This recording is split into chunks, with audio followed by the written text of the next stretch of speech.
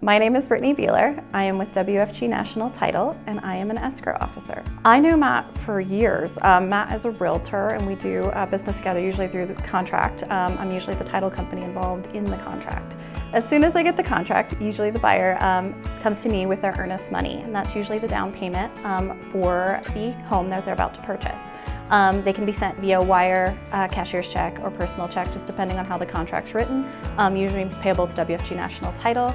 If it is a wire, we are very, very passionate about cybersecurity and security of the whole transaction. So we try to make it so the buyer knows the wiring instructions from the beginning, and so they are not held up by mortgage fraud or wire fraud.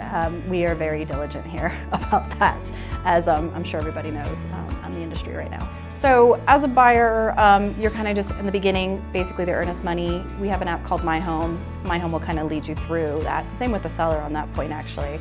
But on the seller, we're actually more hands-on with the title company because technically we're clearing everything that's on title. So we're getting your payoff information, we're getting any HOA documents, any HOA status letters that needed to be closed, tax prorations, and just general tax questions just to make sure when we do the paperwork we have everything we need.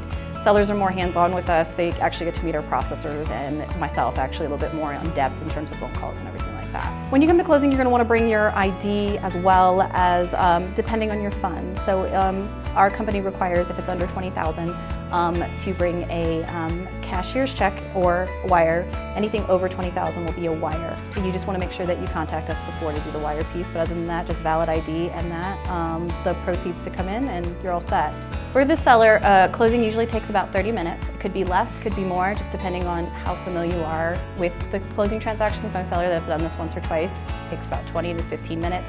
If it's your first time selling, usually it takes about 30 just because you have questions, you want to know what's going on, so totally understandable. With a buyer, it's more than an hour if you're a loan transaction. So if you're getting a loan with a lender, it can range from an hour to an hour to an hour and a half, depending on if you have a second loan. Just first, literally an hour, in and out, should be cake. It's very exciting, your loan docs, I'm sure, but once you get it done, you're happy.